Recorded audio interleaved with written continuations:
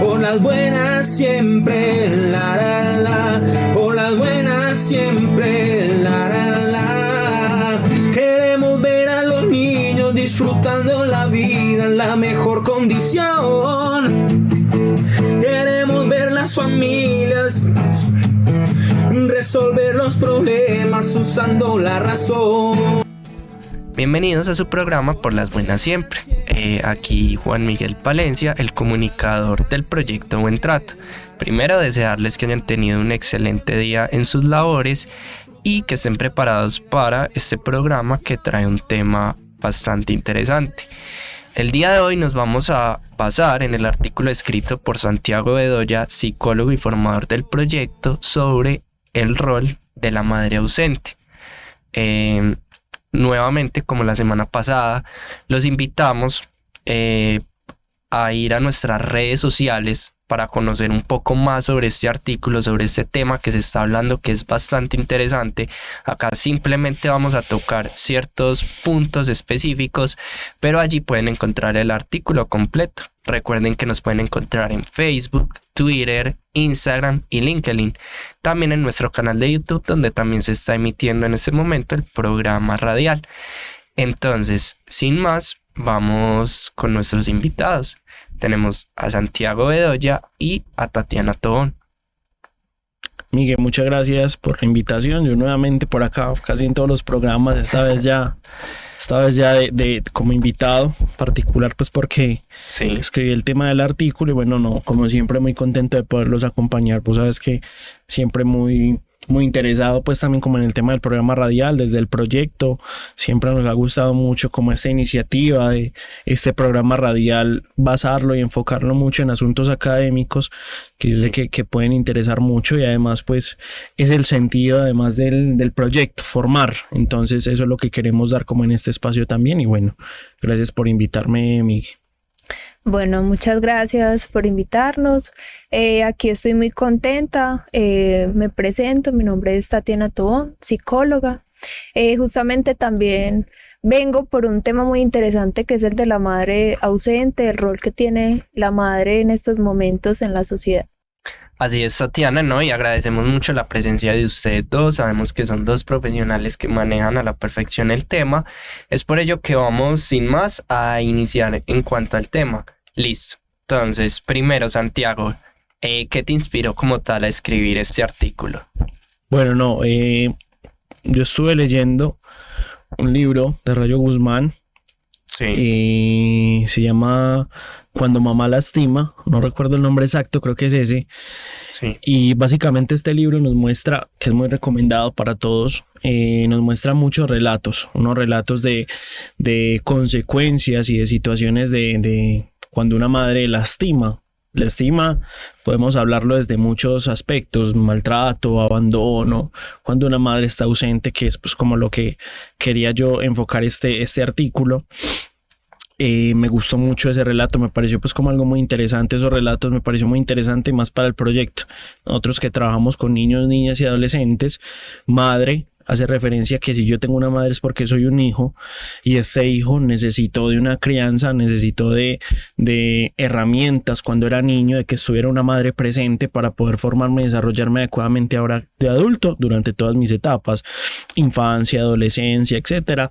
Y parte de lo que uno es de adulto es su infancia. Entonces, como que eso fue la idea de este artículo, y bueno, vamos a ir desarrollándolo en el camino. Claro, primero mencionar que me parece que es un tema muy importante y incluso un poco que rompe un poco las barreras, porque cuando se habla de la figura de la madre siempre se piensa como esa figura que acoge, que protege, que no estamos diciendo que no lo haga, pero hay que reconocer que ese rol no es bien cumplido por absolutamente todas las madres, y eso tiene unas consecuencias dentro de los niños, niñas y adolescentes. Es por eso que es un tema bastante interesante. ¿O tú qué piensas, Tatiana?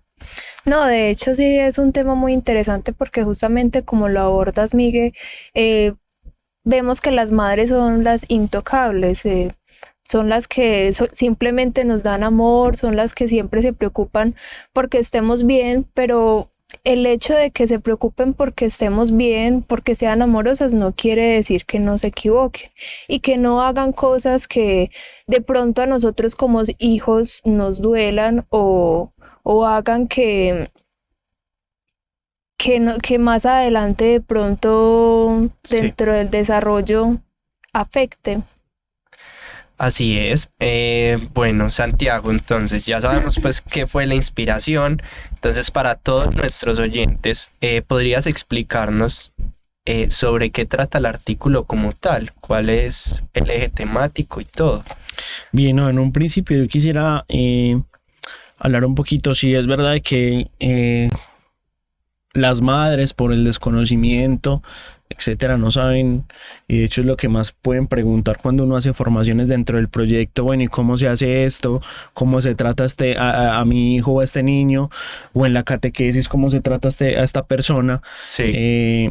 Y eso habla mucho de que para muchos de estos roles no existen, digamos, como una instrucción, no existe una receta. Como usted va a tener un hijo y ya tiene una receta, ves que ser padre significa dar límites, ser madre significa dar comunicación asertiva, afecto, bueno, y cómo hago todo eso, ¿cierto? Como en la realidad. Sí. Entonces, para este tipo de roles no hay una receta, por eso es muy comprensible que algunas madres no sepan cómo hacer su rol, no sepan cómo hacer, se asusten, se inquieten porque no entiendan algunos comportamientos o conductas de sus niños o de los que cuidan.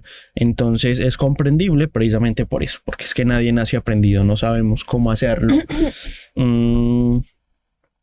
Básicamente, pues este artículo, a mí me gusta mucho una parte de la Biblia que habla Isaías, que decía Dios, bueno, puede una madre abandonar una madre al hijo de su pecho, abandonarlo, olvidarse de él. Si ella lo hiciese, pues yo nunca jamás me apartaré de ti. Y es porque efectivamente la madre, si bien es un rol que se tiene idealizado en muchas personas, una madre no se puede equivocar, una madre tiene que ser perfecta, una madre no se cansa de esperar, como dice la canción. Sí.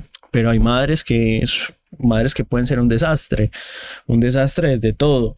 Déjame, perdón, te interrumpo. Dale, ahí.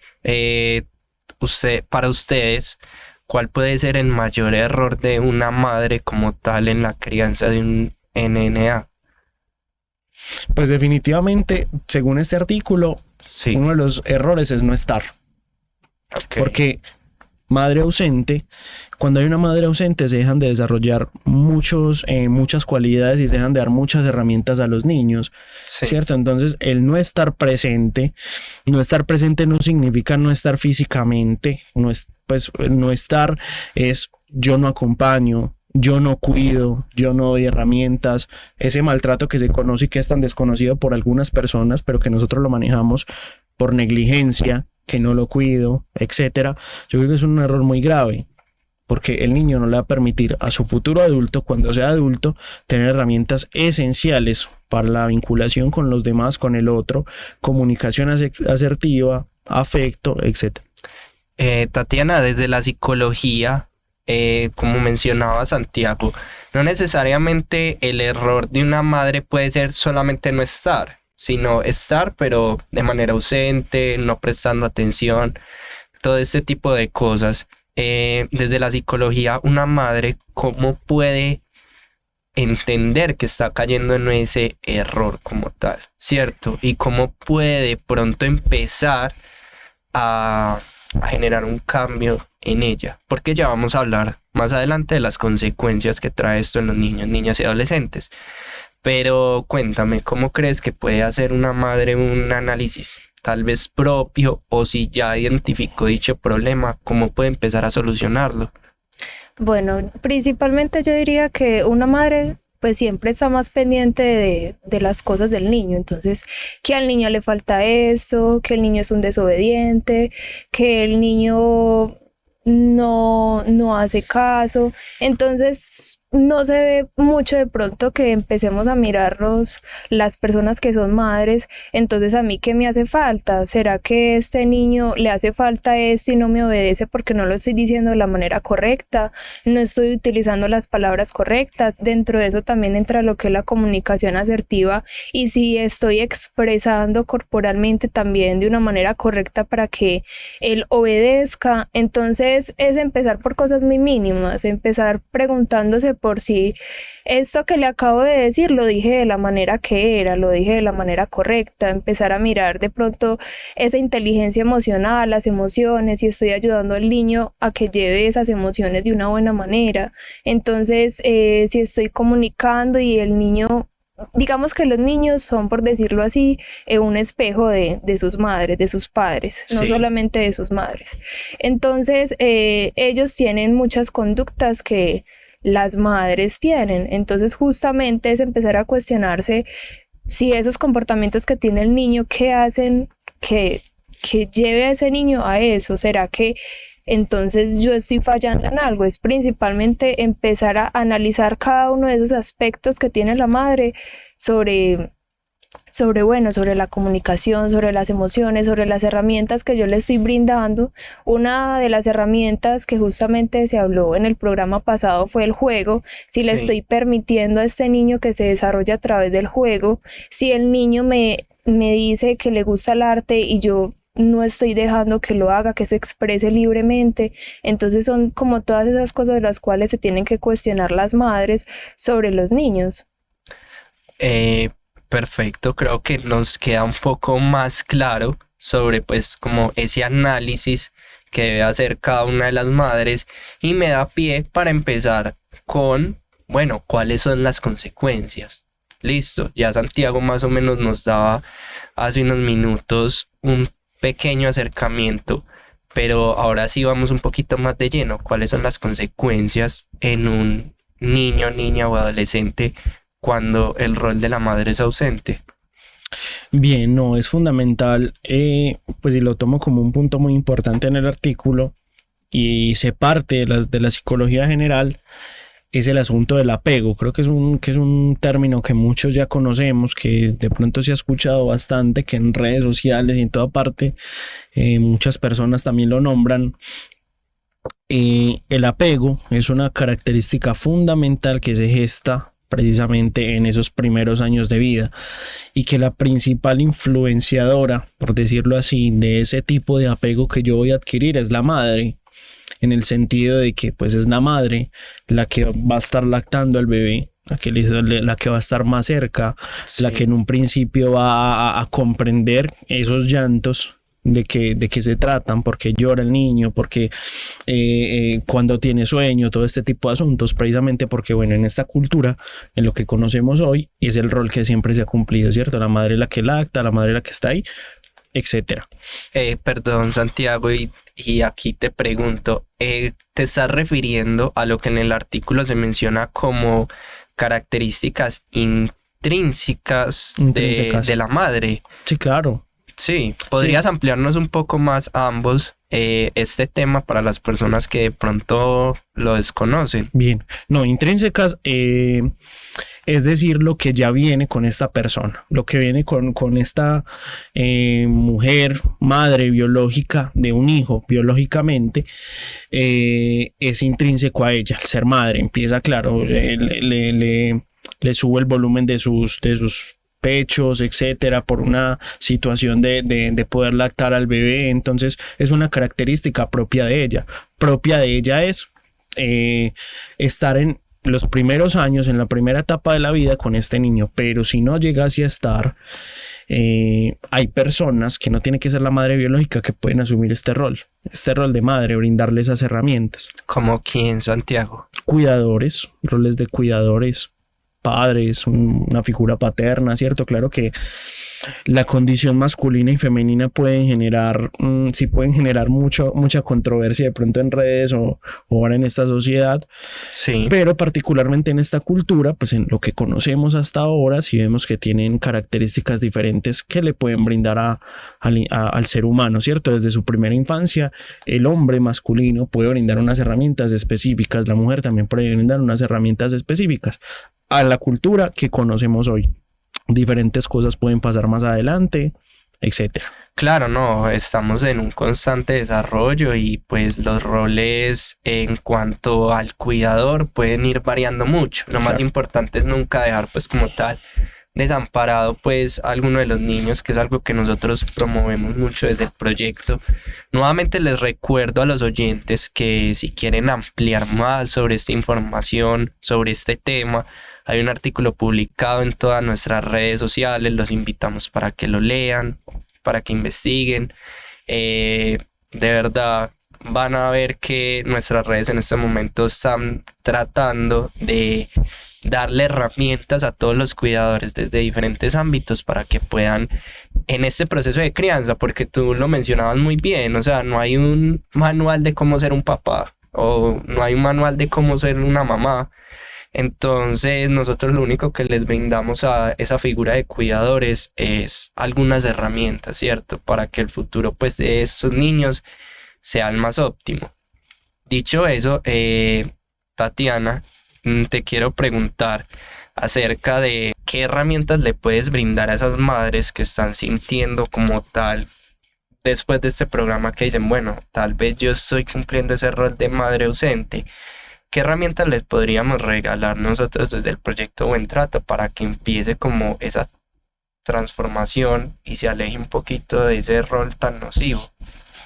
Bueno, yo diría que ya desde el programa pasado se ha venido pues como tocando uno de estas herramientas y es el juego, porque a partir del juego pues no solamente se está haciendo por diversión, sino que realmente el niño está aprendiendo a partir de esto, ¿cierto? A partir del arte, a partir del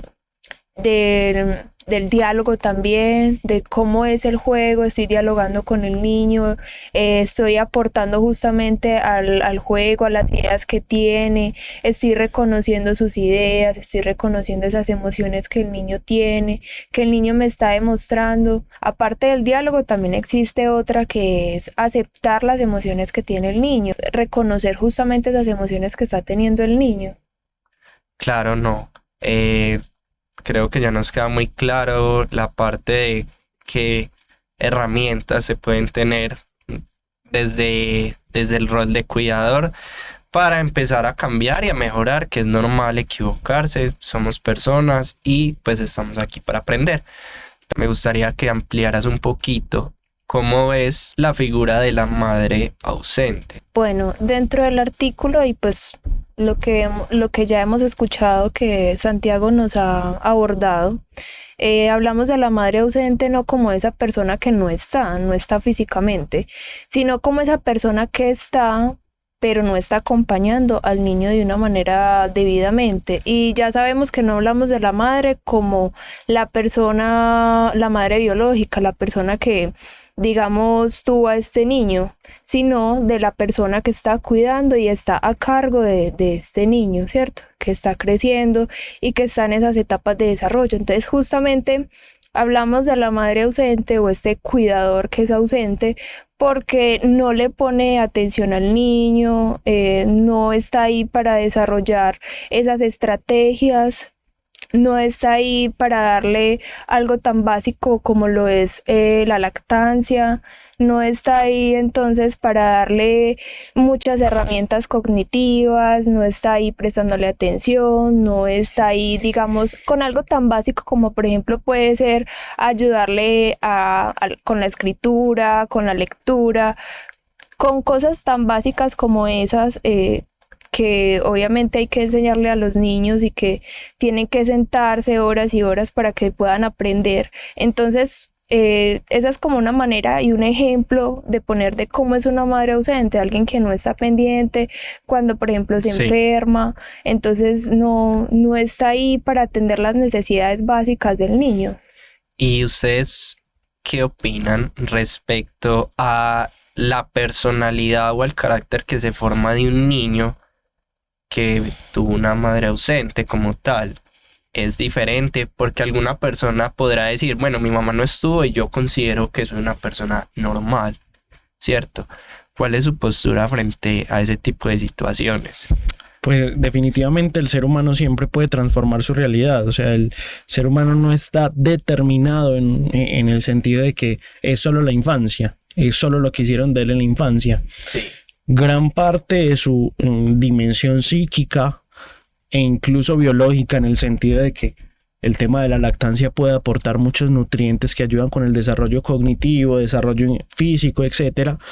Está la otra dimensión del ser humano, que es la espiritual, como se quiera nombrar de diferentes formas, que en definitiva es la que puede determinar, el ser humano se puede determinar a sí mismo y modificar todas esas cosas. Entonces no, el ser humano no es siempre lo que hicieron de él, sino que él siempre puede ser mejor, él siempre puede superar esas situaciones. Claro, vemos que hay que personas que tuvieron una madre ausente, tienen personalidades muy particulares, dificultades con la vinculación, el tema del apego, un apego dependiente, un apego evitativo, muchos conceptos que son inadecuados. En cambio, pues una persona que tuvo la presencia de una figura materna puede desarrollar con mucha más facilidad el apego seguro, vincularse adecuadamente con las personas, con sus pares. Y es eso precisamente, pues la pregunta que tú me hiciste ahorita, que respondí muy por encima, es que el tema del apego es fundamental y es algo que de las características y de las, digamos, eso que aporta la figura materna en las personas. Correcto. Ahora, para ampliar un poquito las miradas, escuchar las voces de las personas, miremos qué nos respondieron cuando les preguntamos sobre cuáles creen que son las consecuencias de una madre ausente en un niño, niña o adolescente. Escuchemos. Las consecuencias para un niño que tiene una madre ausente son, primero, la soledad. Segundo, se crea una gran inseguridad y el niño no se siente con la capacidad de ejercer sus propias obligaciones, porque de una u otra manera los niños necesitan siempre un acompañamiento. Hasta para las actividades más básicas los niños necesitan acompañamientos. Por eso es esencial el acompañamiento de la madre. Cuando una madre es ausente, el niño se siente abandonado y desprotegido. Listo, comencemos por una pregunta que surge a través de uno de los comentarios y ¿es cierto, un niño que no tuvo esa figura se va a sentir necesariamente desprotegido, abandonado? Claro, pues depende también cómo se genere esa ruptura, ¿cierto? Si es una ruptura de abandono, si es una ruptura de rechazo. Entonces, pero en consecuencia, siempre va a traer, valga la redundancia, consecuencias para el niño. Sea rechazo, sea abandono, sea que la madre no está, sea que la madre maltrate, sea que la madre no sea negligente, por ejemplo, siempre va a generar consecuencias negativas. Es decir, un maltrato, un abandono, un rechazo, difícilmente en un niño va a generar consecuencias positivas. Claro, Tatiana, ¿tú qué piensas de lo que mencionan nuestros espectadores? Bueno, yo creo que una madre que está ausente pues hace que el niño tienda, no vamos a decir que realmente todos van a tener consecuencias negativas, pero sí tiende a que el niño adquiera, digamos, cosas negativas, consecuencias de las cuales pues ya Santiago nos ha venido hablando, entonces en el neurodesarrollo, consecuencias en el crecimiento, consecuencias en el abandono, en responsabilidades. Digamos que esto trae infinidades pues de consecuencias. No necesariamente se centra en un tipo de consecuencia porque puede ser mucho dependiente del tipo de abandono, como lo menciona Santiago, si en realidad fue un abandono de la persona la persona ya no está físicamente, la persona sí está, pero entonces, ¿de qué manera no está siendo de qué manera está siendo, perdón, negligente? Entonces son muchas maneras y muchos tipos de abandono y cada tipo de abandono puede traer una consecuencia diferente. Sí, cada tipo de abandono trae como todos los tipos de consecuencias que han ido mencionando y quiero profundizar un poquito. Ya vimos las consecuencias de los niños, pues, que les genera. Ya hablamos un poquito del rol de la madre ausente, pero quiero que en esta ocasión profundicemos un poco, o bueno, más que profundizar, aconsejar a esas madres que de pronto están duditativas, ¿cierto? Porque lo que estamos haciendo en este programa es reconocer también que la figura de la madre también puede estar, valga la redundancia, ausente. Desde la psicología entendemos que tener un hijo es una responsabilidad grande, ¿cierto? Y que puede asustar a cualquiera, es normal. Y por eso algunas madres toman dicha decisión de ausentarse literalmente no estando presente. Así que ustedes de pronto desde la psicología, ¿qué le pueden aconsejar de pronto a esa futura madre para que no cumpla ese rol de ausente, sino que esté ahí presente? O que si lo tiene, pues que si tiene como tal al niño o niña, no tenga un rechazo hacia él, de pronto por este miedo, por lo que sintió en su momento en el embarazo. Yo pienso, y ahí me surge pues como otra pregunta, y es de fondo, ¿qué es lo que hace preguntársele a esa madre si está lista o no? O sea, de fondo, ¿cuál es como ese temor?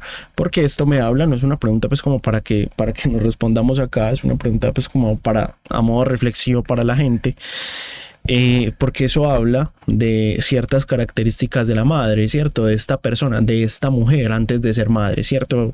Ese rol de madre, decirle usted es mamá, ya trae consigo una responsabilidad muy grande, un peso que va a implicar en ella que le va a tocar hacerse cargo de otra persona que va a venir a este mundo y que ella tiene que darle una serie de herramientas porque culturalmente y socialmente le dijeron, usted tiene que como madre dar esto y esto. Quitémosle ese rol. Usted como ser humano está preparado para asumir un rol que implique todo esto, todo este nivel de exigencia socialmente. Por eso me parece muy valioso que el tema de ser madre y padre sea algo muy consciente, sea algo que se pueda conversar, sea algo que implique que ellos revisen sus modos de ser, como se nombra en la psicología, que revisen qué son ellos primeramente, cómo están preparados para poder recibir a otra persona, ¿cierto? Entonces, para que esta persona crezca en las mejores condiciones. Esa es mi opinión al respecto, Miguel, lo que le podría decir a la gente. Y Tatiana, ¿tú qué piensas?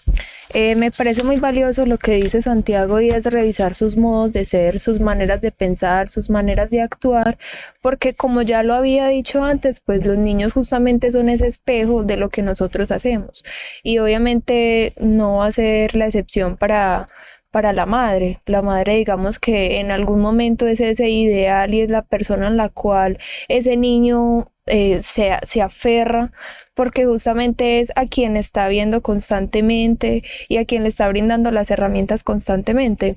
Entonces es eso, es pensarse realmente, no solamente el hecho de si estoy preparada, sino de si en realidad tengo todas las herramientas para poder, digamos, ser una madre. Y como sabemos, pues no hay un tipo, no hay tips para decir esto es bueno y esto es malo, ¿cierto? En cuanto al hecho de no hay un manual para esto. Sin embargo, pues yo considero que cada uno debería entrar a revisarse a sí mismo de si en realidad yo estoy en la posibilidad y estoy en la actitud de poder darle herramientas a otra persona. Sí, es totalmente cierto. El rol de cuidador, nosotros tratamos siempre de promover eso, que no es un rol que se debe tomar a la ligera, porque es un rol que afecta no solo a los niños, que es un factor bastante importante, sino también al futuro de un adulto, al futuro de una persona que va a tener repercusión dentro de la sociedad. Es por ello que debe ser una decisión consciente cuando se quiera asumir el rol de una madre. Es por ello que también nuevamente invitamos a que investiguen, que estén muy atentos y que si llega a existir esa oportunidad que de pronto no están preparadas, que asuman ese reto, que es un reto muy lindo, que es un reto muy hermoso, y que no se preocupen si de pronto en este momento no tienen todas las herramientas. Para eso también están este tipo de proyectos donde estamos para apoyarlos y darles todo tipo de tips para responder preguntas, que es normal que las madres tengan preguntas. Ya lo mencionamos durante todo el programa, no hay un manual, pero siempre que haya una disposición se van a encontrar ganas y no vamos a tener como tal la figura o ese rol de la madre ausente, que como repetimos, no solamente es no estar, es de pronto estar y no suplir esas necesidades básicas de tu hijo, de esa persona a la cual estás cuidando. Entonces, pues vamos ya cerrando un poco el tema. No sé si tienen algún tipo de conclusiones. Les recordamos a las personas que si tienen algún tipo de dudas pueden dejarlas en nuestras redes sociales, en los comentarios de YouTube, en Instagram, todo estamos también para responder. Entonces, no sé si ustedes tienen alguna conclusión para cerrar. No, invitarlos a todos a reflexionar a partir de esto, de esa maternidad consciente, de esa paternidad consciente y todas las implicaciones que tiene el hecho de no estar presente para ellos. Una invitación que les hago a todos los que nos están escuchando a modo reflexivo para que les quede. Sí, yo creo que la idea más que todo de este artículo es poder pensarnos si realmente estamos siendo esa madre que está acompañando o si en realidad somos esa madre que está abandonando a su hijo y no lo está acompañando en esas necesidades básicas que el niño necesita. Pues ya digamos que mencionamos varias de las consecuencias que trae el estar ausente, y como ya lo hemos venido diciendo, no es ausencia de no estar físicamente, sino de estar y no acompañarlo, no estar ahí para lo que el niño necesita y realmente atender esas necesidades. Entonces es eso, empezar a pensar si realmente yo estoy siendo alguien que abandona o si realmente estoy acompañando de una manera correcta a ese niño. Listo, no, pues primero que todo agradecerles a ustedes por haber estado acá. Invitamos a todas las personas que se conecten con la siguiente sección, que es la sección de la Rapna, conducida por Laura. Así que Laura, te damos una cálida bienvenida y a ustedes les agradecemos nuevamente por haber estado acá. Muchas gracias, Miguel. Gracias, Miguel. Bueno, muy buenas noches para todos. Muchas gracias también por sintonizarnos. Mi nombre es Laura Monsalve Giraldo, soy psicóloga y acompaño la Rapna, que ese es nuestro espacio, un espacio que quisimos crear para ustedes, para que conocieran qué es lo que nosotros estamos haciendo, para poder compartir con ustedes también los logros y los procesos que nosotros vamos construyendo. A propósito del tema de hoy, que me gustó mucho, es un tema, bueno, también que parte como para muchos debates. Yo quisiera agregar algo, y es que de pronto también ese rol de la madre ausente se ve permeado por las exigencias que tenemos a veces en la sociedad sobre las madres, ¿cierto? Que nosotros pensamos que son las superheroínas, que son aquellas que nunca se cansan, que siempre están con los brazos abiertos, pero eso no es la realidad, ¿cierto? Vemos que hay veces que hay mamás que tienen también esas actitudes de ausente, ¿cierto? Porque se ven cargadas desde la parte emocional, también desde la parte cultural, y por eso a veces también como que ese rol lo cumplen, pero con ciertos errores. Entonces, qué bonito que se pudo traer este tema, ¿cierto? También como una manera de reflexionar. Bueno, ahora sí, pasando también pues como al tema que nos compete. Hace 8 días nuestra compañera Tatiana nos habló sobre qué es un líder, esas características, ¿cierto? Y qué son esas personas que nos acompañan, y hoy queremos contarles qué es una red protectora, ¿cierto? Porque nosotros somos la red Arquidiocesana de Protección a Niños, Niñas y Adolescentes. Entonces tal vez no saben por qué trabajamos en red, ¿cierto? ¿Para qué es una red? Entonces queremos que también pues como conozcan un poco de este trabajo.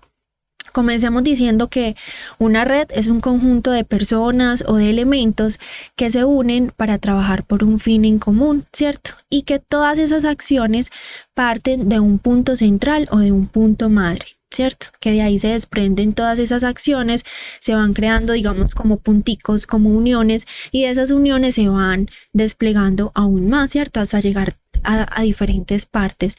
Y trayéndolo al contexto de la RAPNA, pues diríamos que ese punto madre o ese punto central sería la Arquidiócesis de Medellín con el proyecto Buen Trato, ¿cierto? Entonces ese es nuestro punto madre, porque desde aquí es donde se están creando todas esas acciones protectoras que nosotros queremos que digamos se desplieguen por toda la arquidiócesis, ¿cierto? Por las 4 vicarías que nosotros tenemos.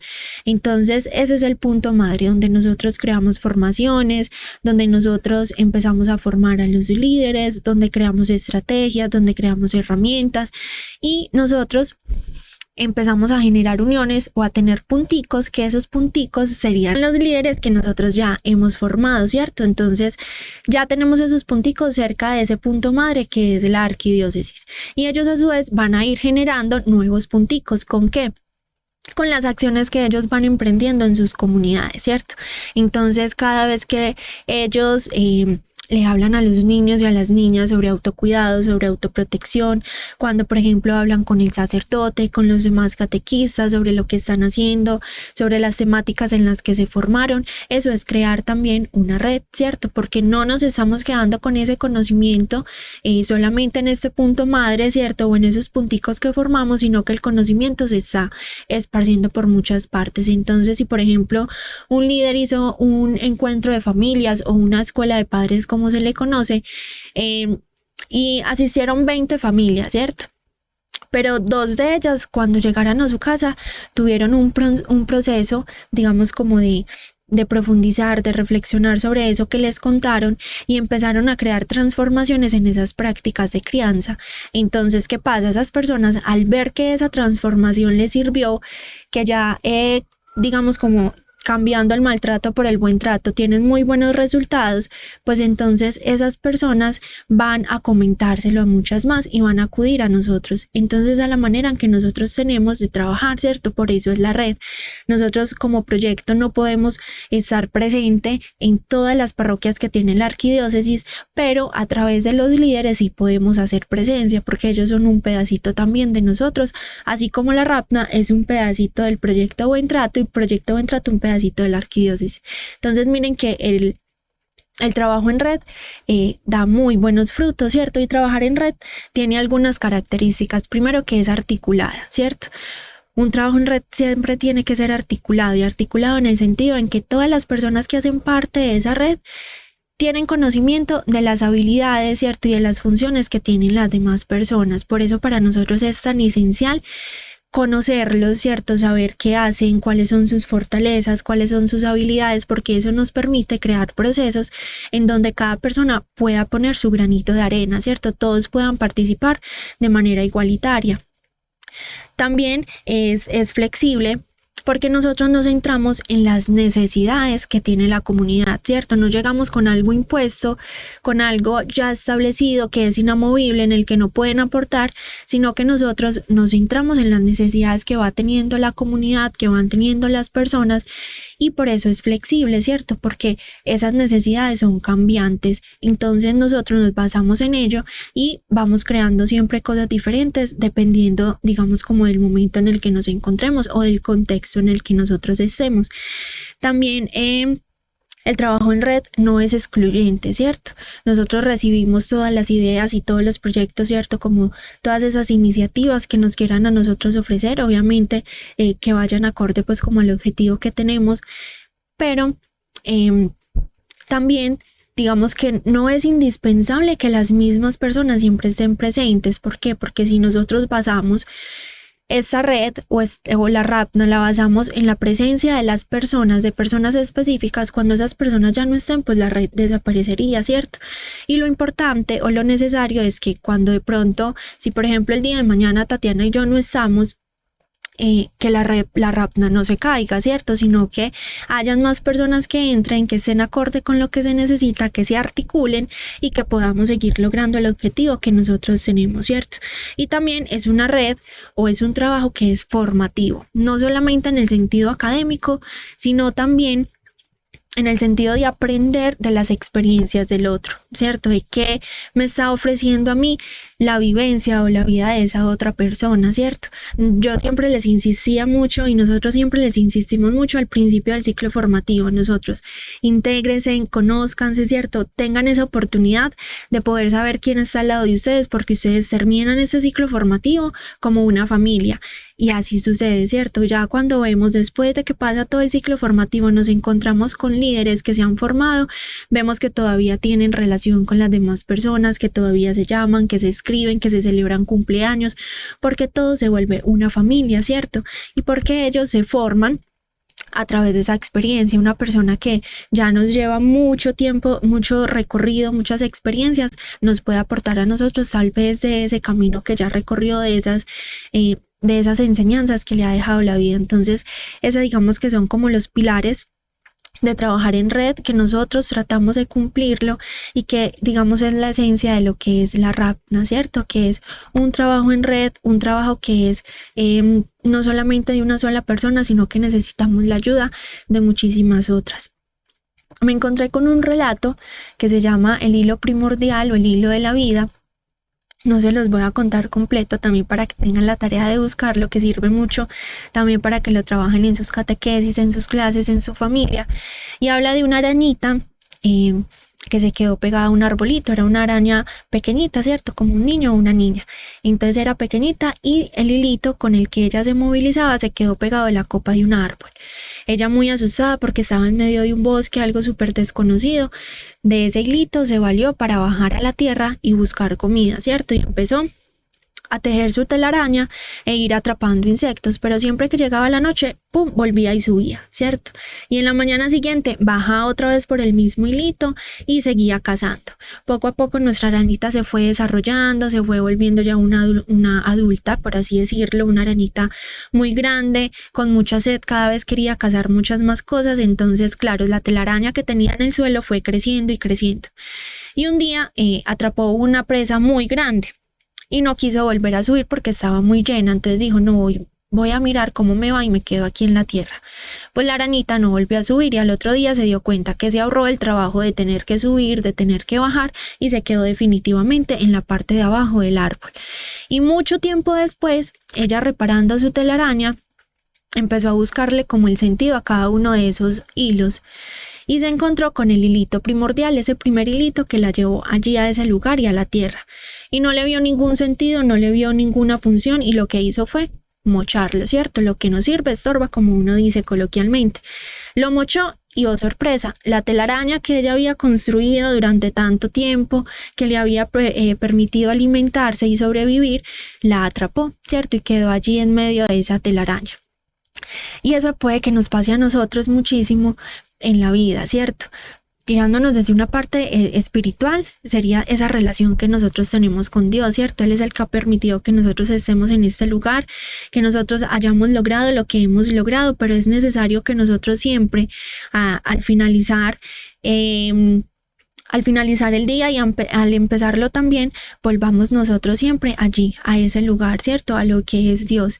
Y nosotros también, digamos que cuando trabajamos en red, ya llevándolo a la parte de la RAPNA, nosotros debemos siempre volver a ese hilito, a esa motivación que a nosotros nos llevó empezar este camino, ¿cierto? Emprender lo que es la protección de los niños, niñas y adolescentes, ¿cierto? Entonces, miren la importancia de lo que es tener nosotros como un objetivo en común, trabajar por él, como esa aranita, todo ese trabajo que hizo, pero no olvidar de dónde venimos, ¿cierto? Y para dónde vamos. También, digamos que para complementar y ya para ir cerrando, una red también se compone de la generosidad, ¿cierto? Como se los decíamos, somos una red que trabaja desde lo formativo, no desde lo académico, sino desde las experiencias que vamos compartiendo. Y una de las cosas también es, digamos, evangelizar. Nosotros que somos también de contexto de iglesia, que nosotros somos practicantes, creyentes, y estamos al servicio de los demás, también debemos apoyar iniciativas, ¿cierto? Tenemos que apoyar campañas que nos lleven a nosotros a extender el mensaje que queremos darle, ¿cierto? Inspirar a más personas, de pronto con un minutico que nosotros podamos transmitir un mensaje, ¿cierto? Un evangelio, algo que nosotros queramos transmitir le puede cambiar la vida a una persona, en el sentido de que en ese momento puede estar reflexionando sobre algo y nosotros lleguemos con una respuesta, ¿cierto? Una solución a lo que él está teniendo. Nos encontramos en este momento en la emisora Minuto de Dios, en la semana de la evangelización.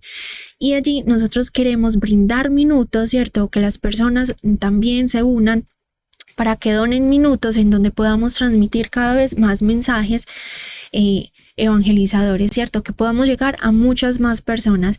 Pueden ingresar también a la página del Minuto de Dios, www.minutodedios.fm/minutos, y allí van a encontrar toda la información para que nos unamos también en red, como se los digo, donde hayan más punticos y personas que estén apoyando esas iniciativas, que podamos llegar a más rincones de la arquidiócesis, a más hogares, y podamos tener, digamos, como una red mucho más, integrada, ¿cierto? Mucho más fuerte. Entonces, muchas gracias. Nos vemos dentro de 8 días con temáticas que yo sé que les va a interesar mucho. Muchas gracias por sintonizarnos y bueno, buenas noches. Hola, amiguitos. De nuevo por aquí, Ravna y Angelín. Ahora presentamos para ustedes la fiesta en la boca. Amiguitos, soy el Dr. Muelón. Tengo orejas peludas, colita tierna de algodón. No tengo caparazón, pero sí tengo 28 dientes, 10 premolares, 3 pares arriba y 2 pares abajo. 12 molares, 3 pares arriba y 3 pares abajo. Me encanta comer zanahorias y estudié la forma de cuidar mis 28 dientes y los 32 tuyos. Y en esta hora especial, un relato les quiero contar. Y como chicos inteligentes que son, ya saben qué conejo soy. La fiesta en la boca.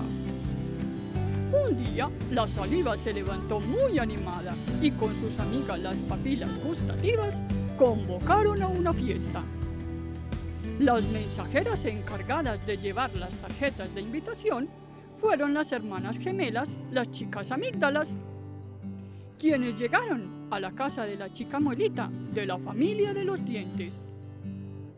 Muelita abre la puerta y con sorpresa y alegría al abrir el sobre, se acerca donde su mamá a pedirle permiso para ir a la fiesta. Mami, va a haber una fiesta en la boca, ¿me dejas ir? Puedo. Déjame ver. ¿Ya hiciste tus tareas de la escuela? ¿Acaso tienes organizado tu cuarto?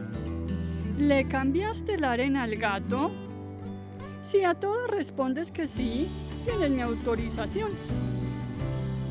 Muelita recuerda que no había hecho lo último, pues su mascota Kitty seguro estaba incómoda con su arena sucia y de inmediato contesta: Mami, la verdad me hace falta cambiar la arena de Kitty. Ya mismo lo hago. Bien, entonces como ya sabes mi condición, si lo haces, tienes mi aprobación. Sin embargo, recuerda siempre, cada vez que llegues te das un baño para que puedas dormir relajada y limpia. De acuerdo, respondió Muelita. La primera fiesta estuvo llena de jugos gástricos que todos los invitados disfrutaron. Muelita llega y juiciosa se baña y duerme tranquila. Hacen otra fiesta en que la amígdala, que es poetisa, les hace disfrutar con una tertulia literaria en la que declama el siguiente poema. Ardillitas, conejitos, jirafas y elefantes, de la selva somos sus grandes amantes. Sus casas tenemos allí y los humanos han usurpado nuestros espacios como alocados. La disculpa es el progreso de ver nuestra necesidad. ¿En dónde queda la nuestra? Esto es una necedad. cortan árboles por doquier y no los reemplazan, ven las consecuencias y después se quejan. Hombre, despierta ya, que nuestros recursos se acaban. No de todos somos dueños, la tierra es prestada y poco valorada. Intervención que los deja un poco nostálgicos por esa realidad y los pone a pensar lo injusta que es la humanidad. Esa noche también Muelita atiende el consejo de su madre. En otra fiesta, el juego de ajedrez y parqués fue a lo que todos se anotaron. Laringe y esófago, encantados jugando, también están. Molar es un diente muy simpático y le gusta el canto. También los entretiene con su guitarra. Pasan muchos meses en que las fiestas en la boca se vuelven costumbre. Sin embargo, ya Muelita llega tan cansada que se dormía sin bañarse. Así pasa el tiempo hasta que un día un grito ensordecedor despertó a la familia de los dientes. Papá Colmillo saltó de la cama supremamente asustado y seguido de la señora Cordal se dirigen al cuarto de su hija. ¡Me duele! ¡Me duele! Era Muelita, que ya no estaba tan pequeña y no dejaba de llorar. Papá Colmillo miró dentro de Muelita y explicó: eso debe ser el fantasma Carietón, y tendrás que esperar hasta que amanezca. Hija, ¿te has bañado siempre antes de acostarte?, preguntó mamá Cordal. Ella, como no podía hablar, dijo con su cabeza que no. Entonces, con ese dolor, se quedó el resto de la noche mientras amanecía.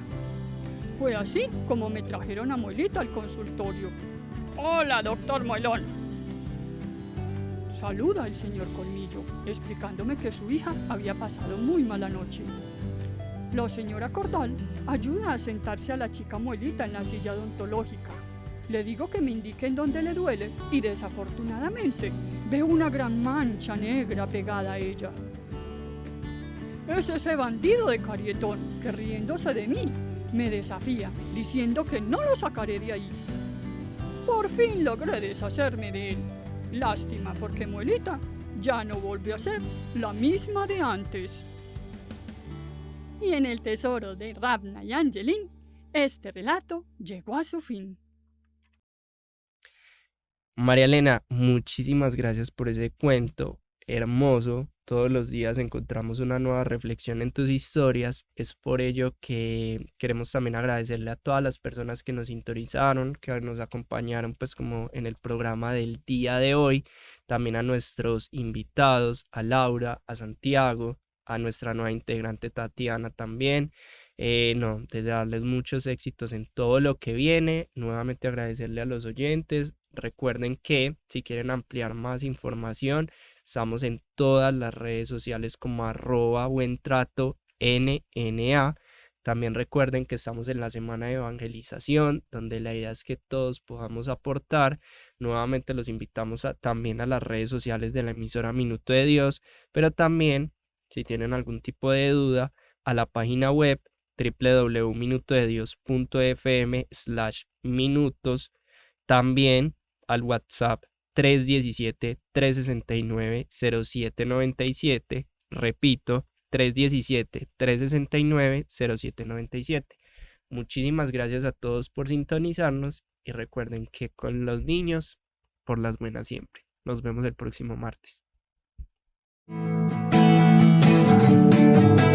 Por las buenas siempre, la la la. Por las buenas siempre, la la la. Queremos ver a los niños disfrutando la vida en la mejor condición. Queremos ver las familias resolver los problemas usando la razón.